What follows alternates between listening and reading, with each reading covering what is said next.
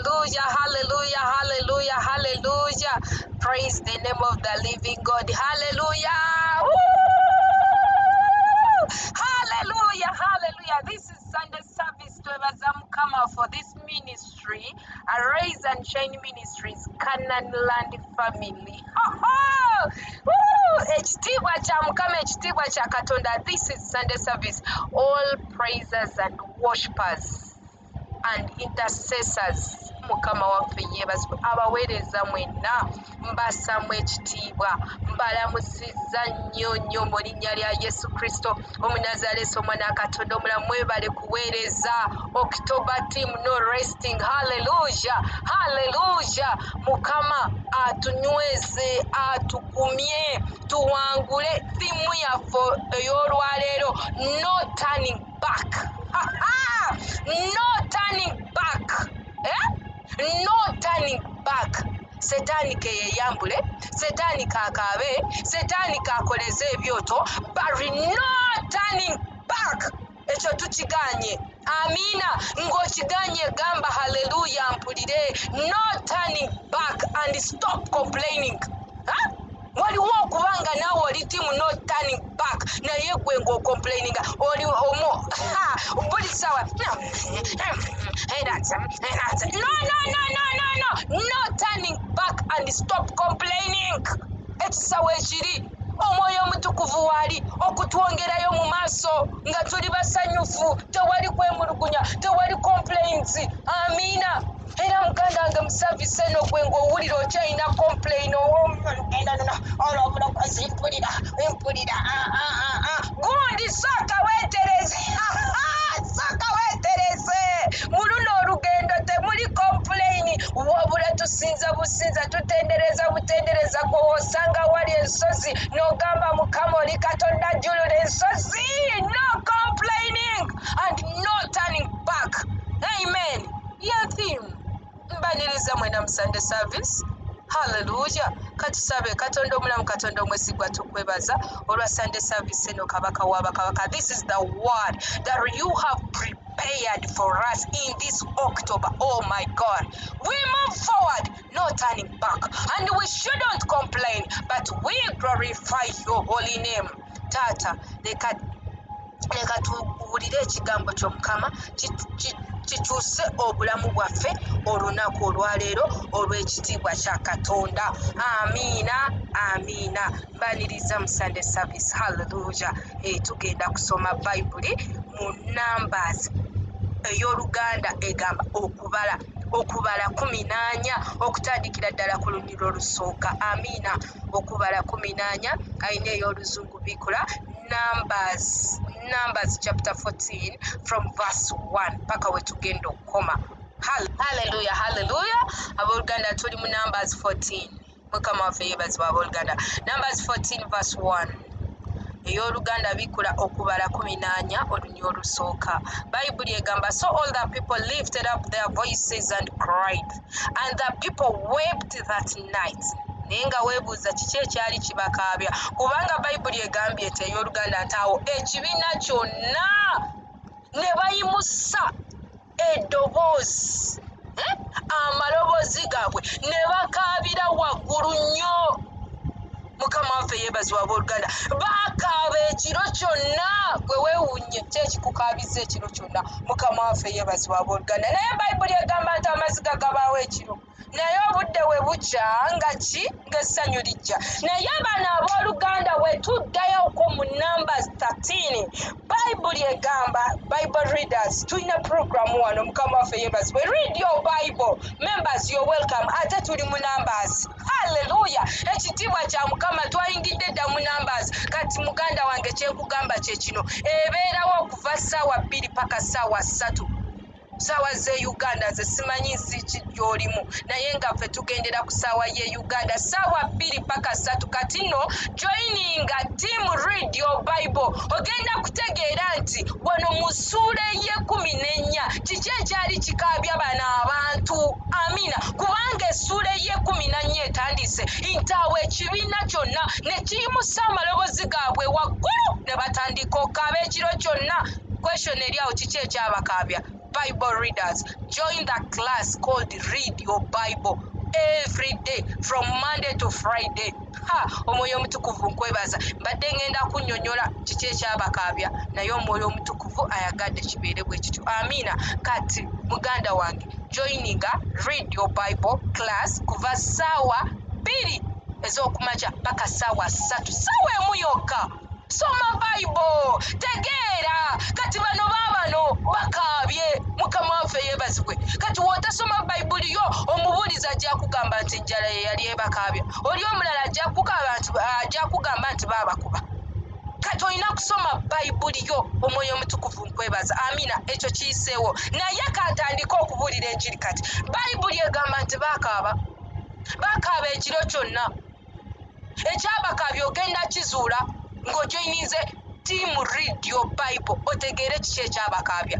Naye wulira baakaaba. Bano abantu abakaaba si baana bato, basajja bakulu, bakazi bakulu ne bakaaba. Olwokubiri ne lugamba nti and all the children of Israel complained against Moses and Aaron, and the whole assembly of the people said to them, if we had died in the land of Egypt, or if only we had died in the wilderness. Owulira bakaaba, abantu bonna ne bakaaba, abaana ba Isirayiri ne bakaaba, ne bagamba Musa ne Alooni nti naye mmwe singa mwatuleka e Misiri ne tufiira e Misiri, kale singa mwatuleka mu ddungu ne tufiira mu ddungu. Naye omanyi abantu bano abatulabi n'ebigambo, Katonda yabajja mu buwambe, yabajja wansi w'omukono gwa Farawo, yabajja mu buddu n'ayawula ennyanja nga balaba bati, nga boona balaba. Ku luno si Musa yekka, si Alooni yekka, boona baalaba amaanyi ga Katonda. Naye batuuse wano olw'ensonga gy'ogenda okwesomera muganda wange mu ssuula ye13, 12, 11. Mukama waffe yeebazibwe. Ogitegeere ekyali kibakaabya. Olw'ensonga eyo ne bagamba fenno singa mwatuleka kale e Misiri, fenno singa kale mwatuleka ne tufiira mu ddungu. Amiina. Bwe kityo bwe kiri mu lugendo luno olw'obulokozi. Haleluya. Mukama waffe yeebazibwe. Abooluganda, abooluganda, bwe kityo bwe kiri mu lugendo luno olw'obulokozi. Abantu basisinkanye ensozi. Oli n'agamba nti bannange nze lwaki nalokoka, nze lwaki nalokoka, kale nandisigadde eri, kale eri nze nalina abantu bange nga bampa ku kasente, onampa, olyampa naye n'otamanya nti wali ozifuna naye ng'ozifuna mu bukyamu. Mukama waffe yeebazibwe. Ng'ozifuna mu ki? Mu bukyamu. Abooluganda, in this journey of salvation, I've come to speak to you. Mukama waffe yeebazibwe. In the name of our Lord Jesus Christ, there is no turning back. There is no turning back. It is impossible for you to turn back. You better press on. You better move forward. You better look unto Christ Jesus, who is seated at the right hand of our Father, interceding for us all. He is still interceding. He is still on his knees interceding for you and me. Don't lose hope. Towanika. Embeera ne weekaluba etya. Look unto the power of the cross. Look unto the life. His name is Jesus Christ. Mulamu. Mukama waffe yeebazibwe. Abooluganda, naye awulira bano baana ba Isirayiri, tuli mu lunyiri lwakubiri. Amiina. Ne bagamba nti kwe Musa ne Alooni bino biki bye mwatukola? Fenno mwanditulese ne tufiira e Misiri, kale eno mwanditulese ne tufiira mu ddungu. Olwokusatu mutuleeta mutya mu nsi eno tuzikirizibwe n'ekitala? Abakazi baffe owulira? Abaana baffe owulira? Babeerenga nabo bazikirizibwa. Mukama waffe yeebazibwe. Abooluganda, ne bagamba nti kyandibadde ekirungi nga tuseeyo e Misiri. Wulira ey'oluzungu negamba nti why has the Lord brought us to this land to fall by the sword, that our wives and children should become victims? Would it not be better for us to return to Egypt? Bibuuzo beebuuza. Tekisaanidde, tekyandisinzeeko awo ffe ofuddayo emisiri muganda wange emisiri wajjodda mu nsi katonda gye yakujja mu bwamalaya katonda bwe yakujja mu bwenzi mu bukaba mu kwegombagomba mu bulimba mu ttima obusungusungu obukyayi obutayagala gyoyagala okudda kubanga waliwo yakunyiiziza kubanga waliwo ekikulumiza omutima n'ogamba ye lwaki sisunguwala lwaki kale siddayo nensunguwala mukko ekyolumu nenkavuma biibino kyawandiikibwa lwaki nedda lwaki nze lwaki sibbayo mulundi gumu kale gwokka sente ezisanze wano n'otunula eno n'otunula eri n'ogamba anandabye lwaki sibbayo omulundi gumu gundi there is no turning back wulira ey'oluzungu negamba would it not be better for us to return to Egypt? Sitaani asooka kuleeta bibuuzo ebyo mu mutima gwe kino kibuuzo kati n'akuwa ne ansa asooka kuleetera bibuuzo obwayi tekisaanidde tetwandikozeeyo kantu kaffe haleluya mukama waffe yeebazibwa abooluganda bano bawulira mbadde wano nti tetwandikozeeyo kantu kaffe kaki akabiina tukoleyo akabiina kaffe ffe tuddeyo wano ffe tugende byawandiikibwa tuli mu Numbers 14 olunya olwokusatu would it not be better for us to return to Egypt? Kibuuzo wulira Numbers 14 kati olwokuna. So they say to one another, let us select a leader and return to Egypt. Olaba n'abo abaddirira emabega balina lidda mamaze balina lidda abakulira buli kintu ekikolebwa wabaawo lidda akikulembera mukyo. Mukama waffe yeebazibwa abooluganda. Waliwo ekyawandiikibwa ekiri mu Bayibuli ekigamba nti touch not the anointed of the Lord. Kati singa osanga the anointed one singa beetwalagana kati gwe ng'omanyi oli wansi w'ekibiina ekyo tobigendera mu kwegayiridde. Leka balidda n'ebalidda beetwalagane bo be bamanyi kirayika amafuta gaabwe katonda yagageraageranya geego gandibanga kyekimu. Kati gwe omugoberezi singa kati naawe obuuka ne weerijja mu bintu byabwe. Tulabye entalo waneeno ku ground mu Uganda waneeno, naye singa naawe ozibuukamu n'ozigwamu papa oba owedde oba ogenda amaliriza nga Miriamu. Kankubuulireko kaneeno Numbers 12 nagambye read your Bible tukiina waneeno Numbers 12 wowe nga Musa tawasa mu kika oba tawasa mu ggwanga Katonda lye yabagaana. Ekyo si kibi ffenna tukiraba kubanga Katonda yakugaana nti towasayo. Musa ye ng'awasayo, Alooni ne Miriamu nga batuula ku Musa. Alooni ne Miriamu nga Miriamu atandika laba kakazi obugere maama nze ako kafumbawa nga kafumbe newaffe mu kika ekika kyewamwe bakiyita batya simanyi ekyengo ekyenkima nga kafumbaako konna laba wekajira kati kase kabisi. Miriamu ng'ateekako saani eyo kya agigabula Alooni. Omanyi abasajja si balungi mu kugeya nnyo, abakazi balina ekifu. Munnaye kirayika Alooni nga naye addamu nti ebyo Moses yamanyi. Naye ate jjukira ku ddaala Moses kwe yaliko, Alooni yali ku ddaala eryo nga bonna bali ku ddaala eryo ery'obukulembeze nga Alooni si yakoze ekintu Katonda kyayagala Musa yakikola. Kati Miriamu ye yaliko wansi, she was just a praiser or a worshipper. Naye Bayibuli etulaga nti ekigenge tekyakuba Alooni kyakubaamu Miriamu. Kati singa bano abakulembeze bo beetwalagana mu ntalo zaabwe kati gwe naawe ali wansi gwe agoberera omukulembeze ono oba bali abagoberera oli omulala kati naawe n'ozingiramu n'otandika okwerijjagana nabo ebigenge bikuba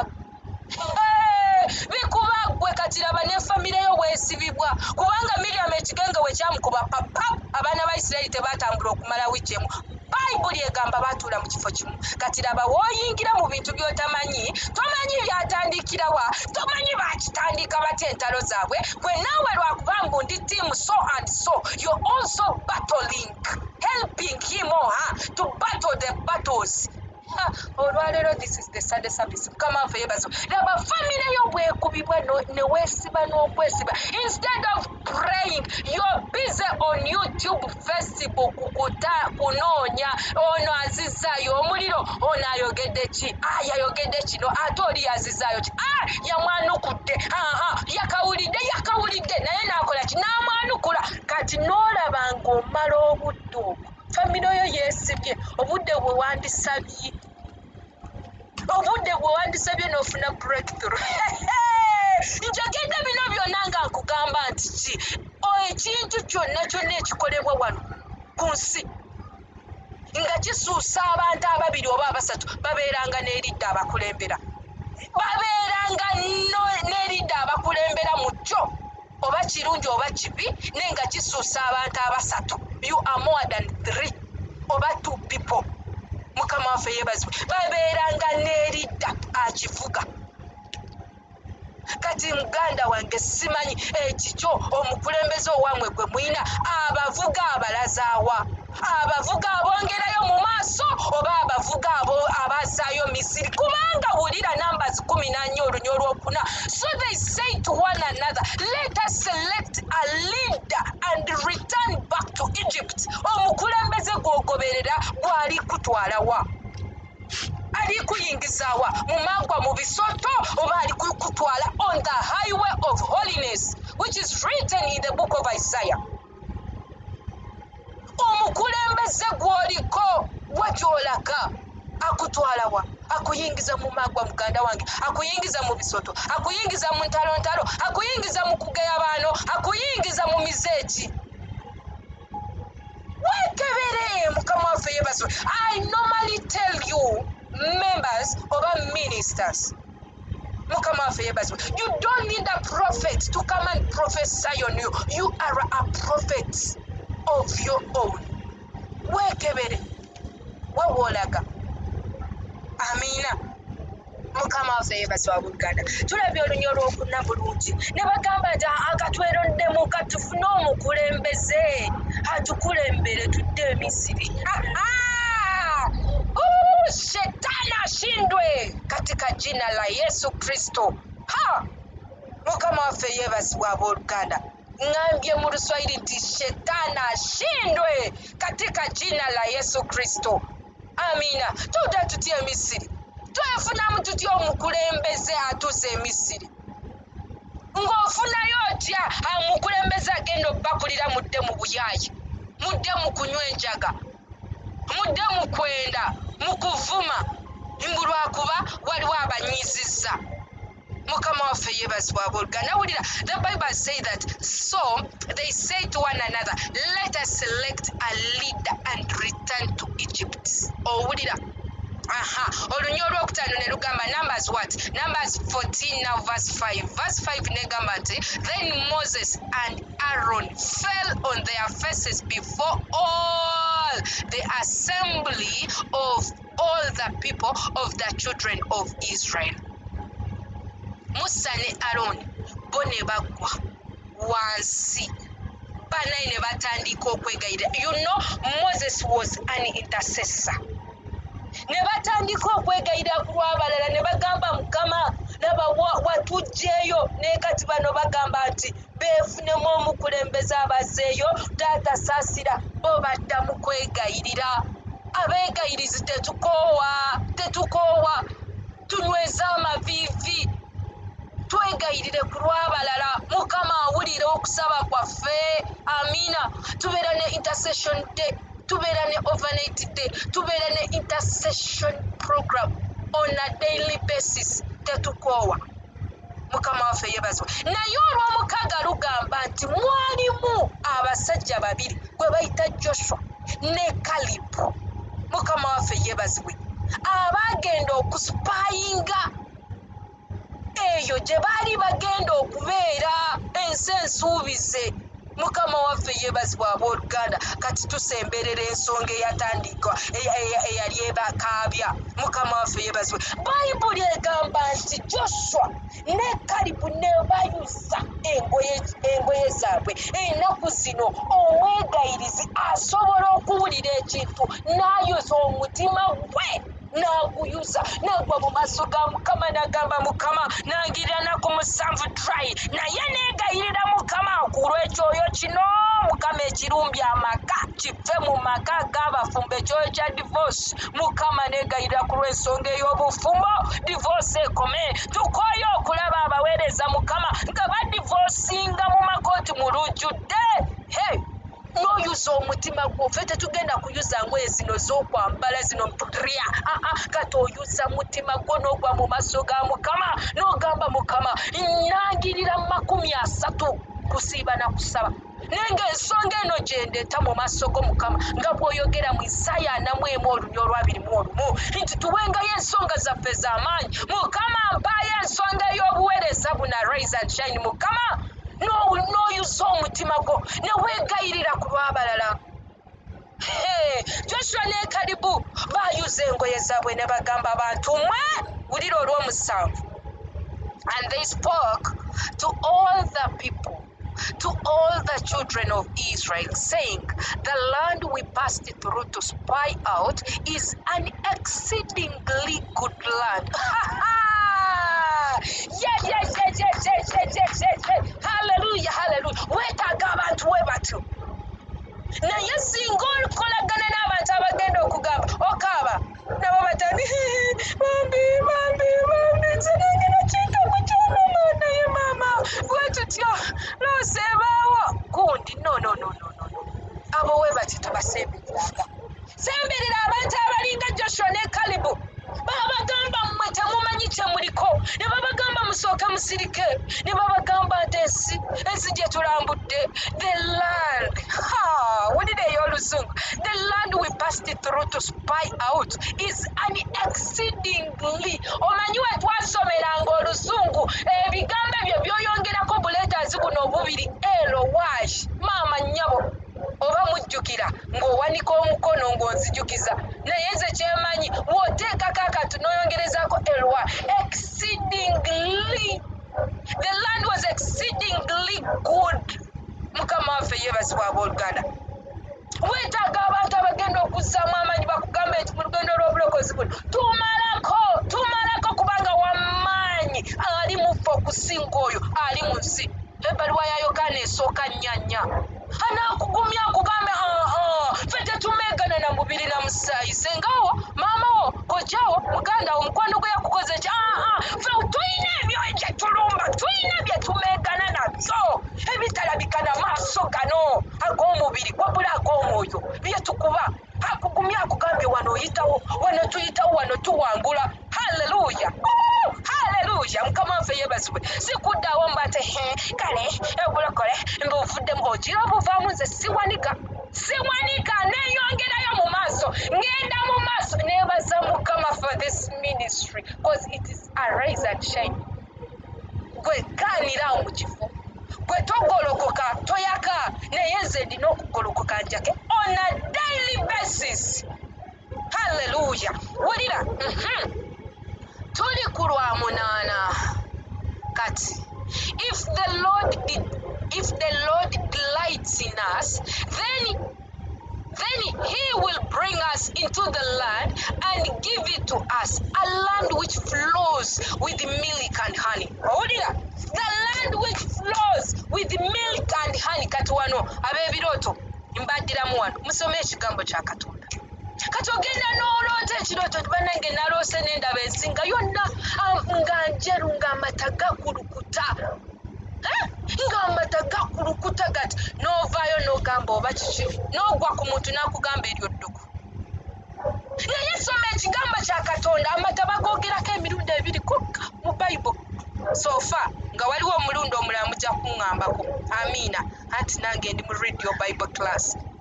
Okuganywa kirala, amatanga gakulukuta kirala. Kubanga Pawulo ayogera ku bawere mu Kristo nti bannaye sayinza kubawa mmere ekaluba kubanga muli bawere mu Kristo kyova olaba nabanywesa amata. Kati gwe n'oloota olaba amata gakulukuta ng'omanya nti Mukama omukisa gwali okuwa gwegwo. Amiina. Bannange muvenga mukuvunula ebirooto. Simanyi naloota, simanyi omusambwa, simanyi guba mweru, kati walabise eri musambwa. Ye obijjawa ye kigambo kyekibaakinga ekirooto kyekyo. Kubanga Bayibuli etugamba nti ensi n'eggulu biriggwawo, ekigambo kya Katonda kirisigala. Nti ebimuli biriwotoka n'obusubi bukale, naye ekigambo kirinywerera emirembe n'emirembe. Kati nze ekirooto ekitaliiko kigambo kya Katonda, muganda wange nkubuulira, ekyo nze sikivunula, mba sikimanyi. Amiina. Naye ate sigenze ku birooto, njagadde bbalaga ekigambo kya Katonda bw'okisoma, you interpret the dreams. Because the word of the Lord is in you. He is the Spirit of God. Ekigambo, He is Christ in you. Mukama waffe yeebazibwa abooluganda, eyo nvuddeyo. Naye wulira, bano baba bakakasa nti ensi ekulukuta. Ensi ekulukutiramu amata. Amiina. Ensi n'ekulukutiramu omubisi gw'enjuki. Mukama waffe yeebazibwe. Wulira olw'omwenda, only do not rebel against the Lord, nor fear the people of the land, for they are our bread. Their protection has departed from them, and the Lord is with us. Do not fear them. Wulira nti naye temujemera Katonda. Abooluganda obujeemu yandibanga yetimu obujeemu okujemera ekigambo kya Katonda nojemera omwoyo omutukuvu amazima genyini nakugolokosa golokokosabe ayina kyalengedde ayagala osabe okiwangule naye gwe n'owulira ng'empewo ekuyisemu n'ogamba blanket eriwo esukka eddala liriwa n'akasimu n'okazikiza n'ogamba bumeseji bujja kundekanira n'ojjako ka data n'okaswitchinga off n'ojjako wifi n'ogamba nze kaneebake obujeemu n'ojemera omwoyo omutukuvu. Hey! Hallelujah! Praise the name of the living God. Banayo obujeemu. No more turning back. It is that theme. Naye mbabuulira amazima ga Katonda. Mukama waffe yeebazibwa abooluganda. Gano ge mazima. Hallelujah. Obujeemu okujeema. Era wano wonna zilefuti z'olaba si zoona nti bonna babeera ne data problem. Yes. Waliwo abalina data issues, waliwo abalina wifi problem, waliwo abalina phone problem, but not all of them. Si bonna. Gano ge mazima ate nga kino kye kigambo kya Katonda. The reason I like the word of God, Bible egamba the word of God is living. Kati living. Oba kitegeera that ing Mukama waffe it is living. Kiramu kati kiramu. Sincha nti it will live. No, it is living and active. Ekigambo kya Katonda, it is active. Oh my God, someone help me to drop that verse. It is in Hebrews. Mukama waffe yeebazibwe. It is living and active. Mukama waffe yeebazibwe abooluganda. So kati wano Yes, Omunazaresi tusasire tusonyiwe. Mukama waffe yeebazibwe abooluganda. Zilefuti zonna ze tulaba wano si nti simu zekyazi, si nti data, abala bujeemu za obwebuweereza Rise and Shine, bwaba Vincent, mbu baba Fiona, mbu anti be bakadde b'ekkanisa, mbu bwaba Ronald, anti ye mukadde w'ekkanisa, mbu Favored, mbu Musumba Jacqueline. I'm telling you the fact. Obujeemu bano bajeema bujeemi naye nga baalaba Katonda byali okola ne bajeema ne bagamba no, tulina okufuna omukulembeze ffe tudde e Misiri. Osaaga lefute ziyinza okuluma wano ng'omukulembeze waliwo azikulidde muzo agamba ffe tufune naffe tugende twekolera ogwaffe. Which is not bad, but in this example eno okuddayo ekigambo kya mukama waffe yeebazibwa abooluganda. Waliwo ebintu bye tukola gwe n'ogamba nti kino kyali kigambo ky'abagunge ab'edda, abo bajjajjaffe ab'edda, naye nga kati naawe ensobi y'emu eyo gy'oli okukola, nga tuli mu nsobi eyo gye tukoleramu naye nga tetukimanyi nti tuli mu nsobi. So kati ekigambo bwe kijja olina okwetunula. Kyova olaba Bayibuli egamba nti kyo kisala kisinga n'ekisa ekyobuwogi obubi. Era enjiri eno olwaleero woowulira n'owulira ng'ekuyingidde ng'omanya ekigambo kisasi, ng'ogamba Mukama ntereza, omutima gugunotereza, nze nawano kiri kuntereza. Mukama waffe yeebazibwa. Bayibuli egamba the word of God is sharper than any two-edged sword. It pierces, kisala, piercing, kisala nekyawula the joints, nekyawula the bones, nekyawula the marrows, the spirit and the intents of the heart. Mukama waffe yeebazibwa abooluganda. Kati gwe wandibanga gwe tolina Misiri gy'ogamba nti ogendeyo naye ng'obujeemu bwokka bwakukubye dda wazeeyo dda Misiri nga bwakusambye dda kati oli Misiri gy'oyogerera. Yesu Omunazaalesi tusaasire tusonyiwe. Abooluganda, I honor this ministry. I honor this ministry in the name of our Lord Jesus Christ of Nazareth. Mbadde wansi w'obuweereza buno. It's now 4 years. It's now 4 years. Era tulina Thanksgiving on 1st December 2020. Nga tukoona emyaka bwendo pap tuweereza online. Mukama waffe yeebazibwa. Naye woonoonya omuntu n'ogamba nti oba ono ye founder eyabusimba ati tomulaba. Naye mu kyo ani eyabusimba? Mwoyo Mutukuvu. Abooluganda, tuli wano lwa Mwoyo Mutukuvu. Ye yatukuŋŋaanya. Omwoyo Mutukuvu ye yatuleeta n'atukuŋŋaanya. Gano simanyi ga mwana wa muntu, lino si ddoboozi lya mwana wa muntu. Nabusanga buyimiridde nga nawe wabusanga nga we buyimiridde. Tuli mubiri gumu, tuzimba mu Bible study. Tulina ne Bible study. We are in the book of 1 Corinthians. Mukama waffe yeebazibwe nti tuzimba ku foundation Kristo gye yatandika.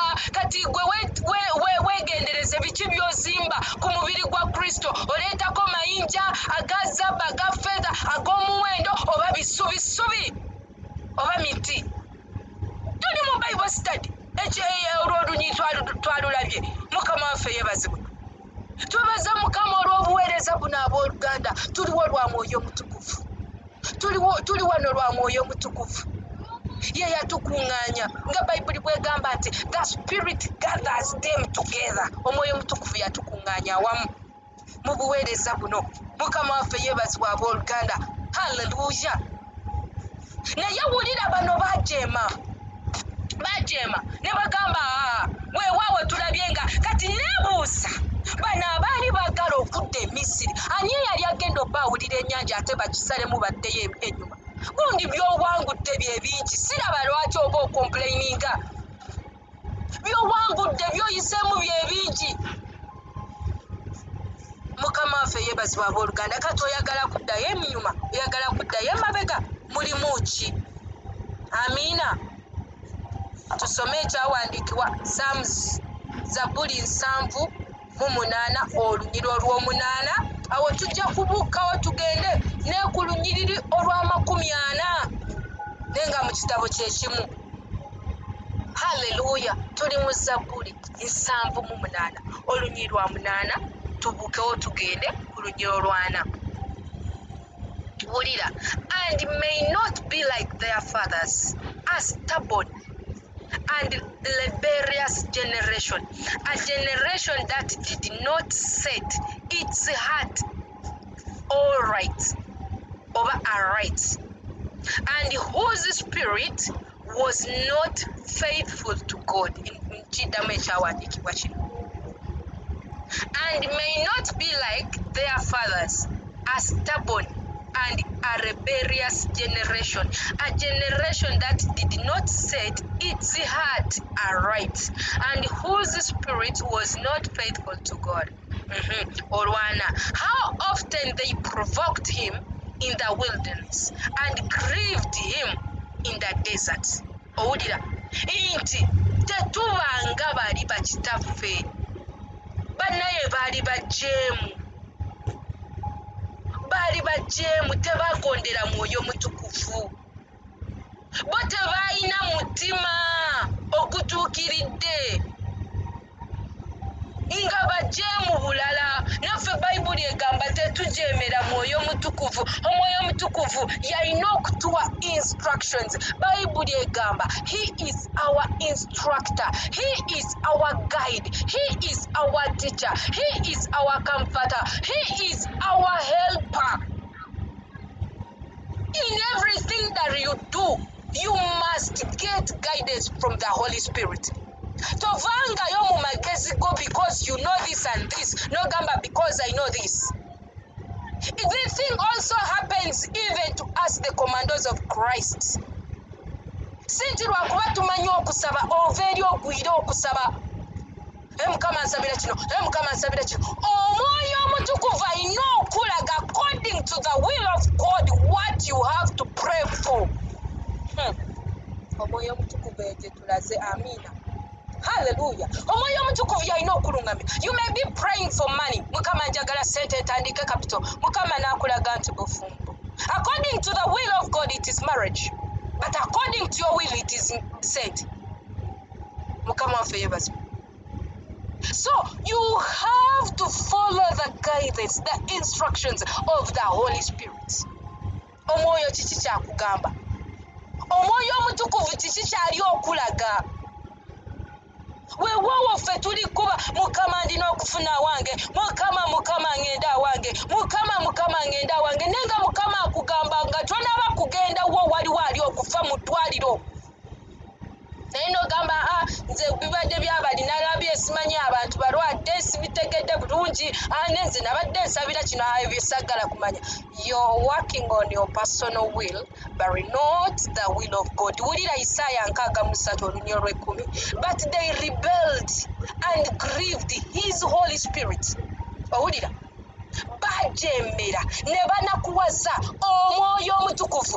Okunakuwaza omwoyo omutukuvu, omwoyo omutukuvu akubiikulira birala gosabira birala. Omwoyo omutukuvu akugamba kino gwoli ku birala mukyo nga tomanyi na ddoboozi lya mwoyo omutukuvu. Tomanyi, you can't even follow the instructions of the Holy Spirit. Wulira Isaya 63:10.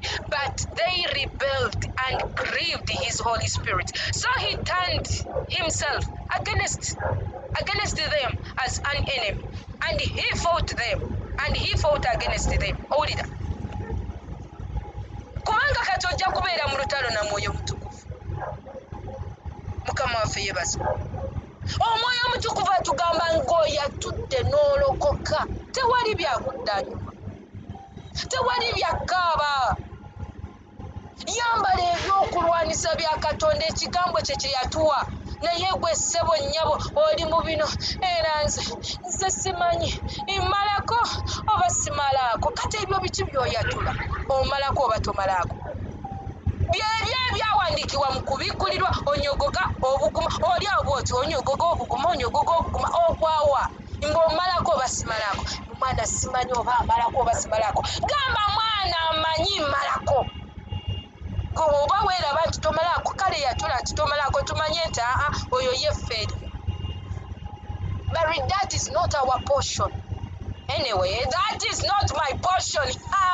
Mmalako ndi mukazi mugaaga ngenda tambula amawanga mu linnya lya Yesu. Setaani ke yeeyambuleko akola atya? Ataliya mamake ngenda mu maaso.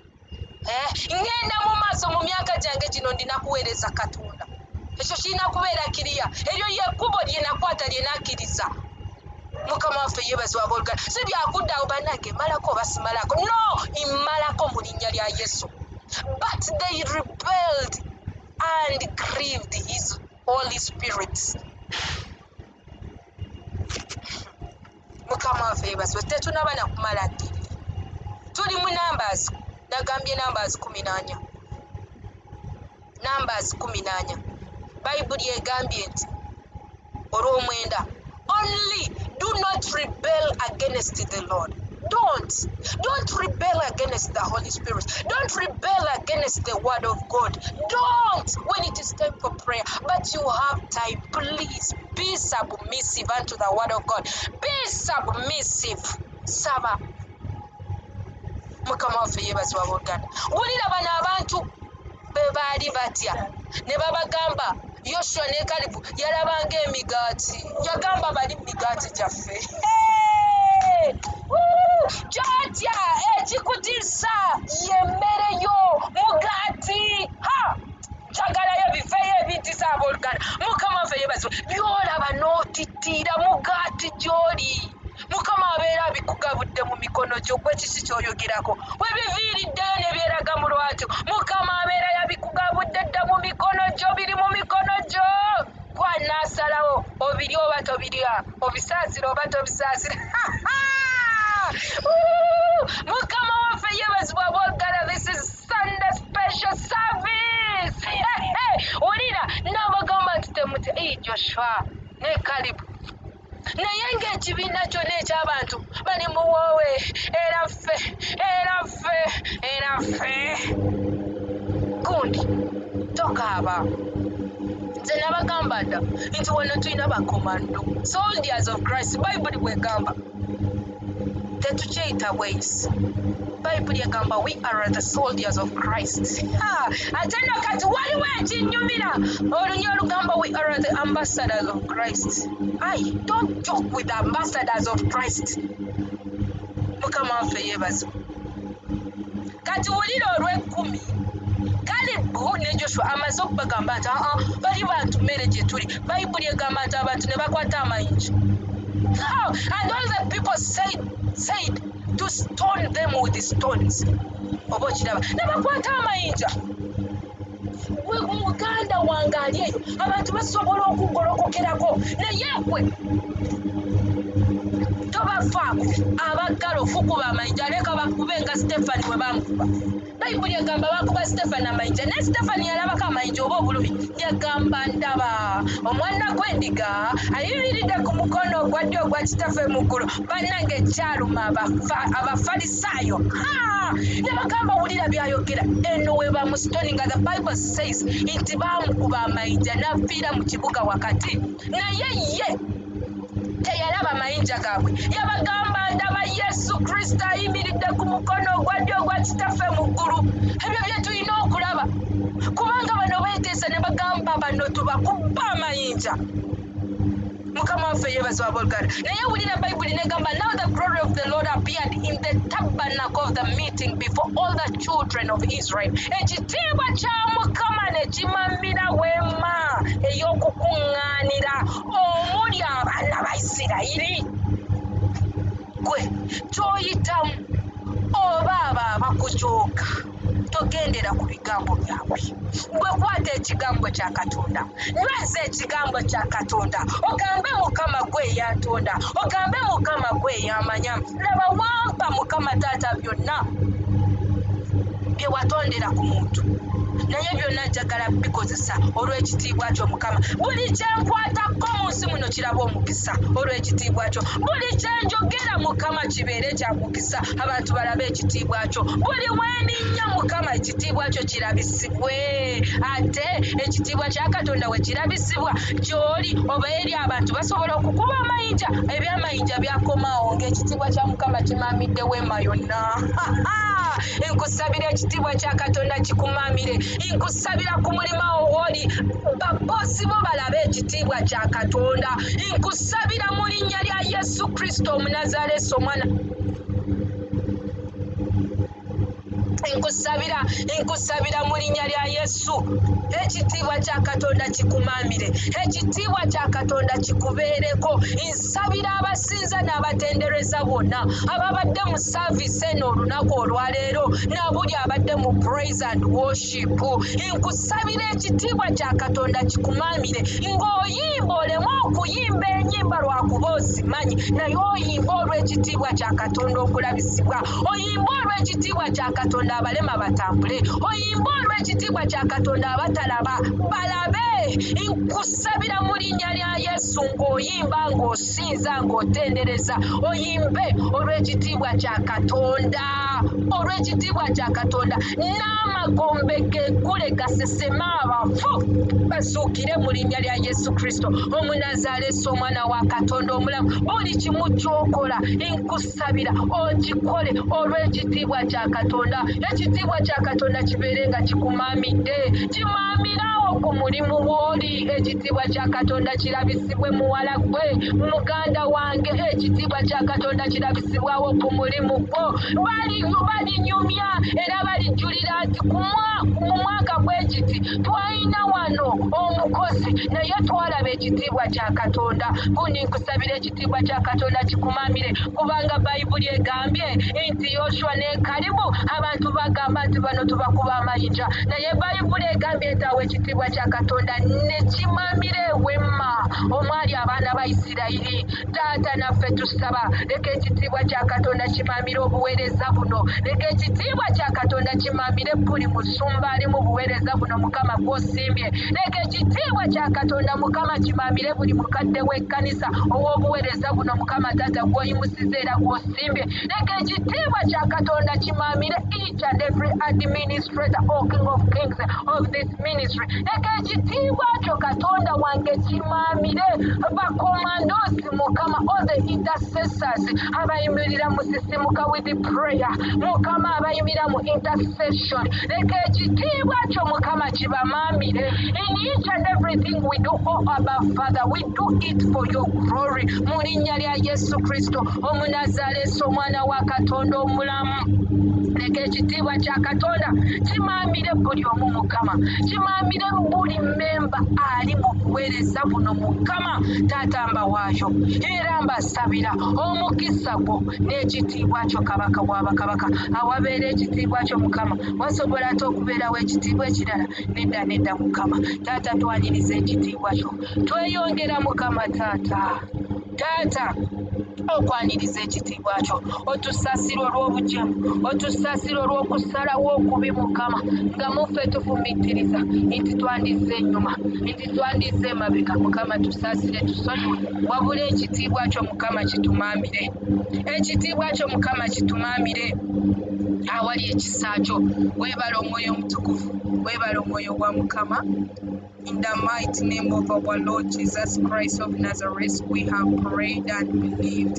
All we say amen and amen. Kitaffe ali muggulu, erinnya lyo litukuzibwe, by'oyagala bikolebwe mu nsi nga bwe bikolwa mu ggulu. Otuwe emmere yaffe ya leero, osonyiwe ebyonoono byaffe nga naffe otusonyiwa abo abatukola obubi, so totutwala mu kuzibu, naye otulokole ku bubi, kubanga obwakabaka n'obuyinza n'ekitiibwa bibyo emirembe n'emirembe.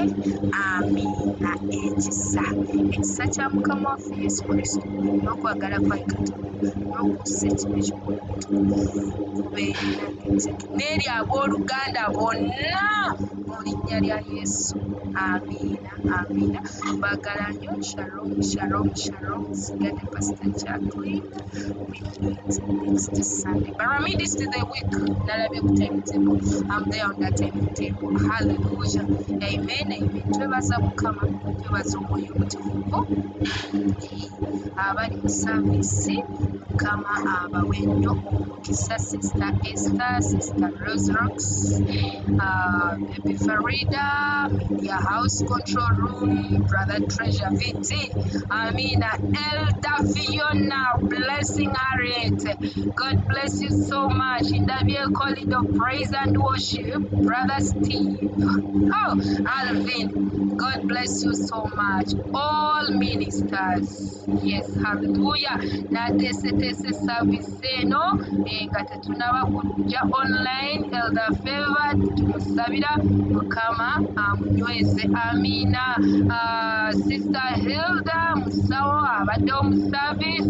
Mukama waffe yeebazibwe. Mukama abanyweze. Mukama abagumye. Prophetess Irene, Mukama abagumye. Hallelujah. service wedde abaweereza ba Mukama mwena ababaddewo mu saavisi mugole wa Yesu my daughter Winnie Mukama abanyweze mu linnya lya Yesu Kristo Munazaresi namwe abagenda okugifuna live wano ku church munda mwena oba mugenda gifuna ssaawa meka naye Mukama abanyweze n'abali ku Facebook n'abali ku YouTube Mukama abanyweze ekitiibwa kya Katonda mbagala nnyo. Shalom.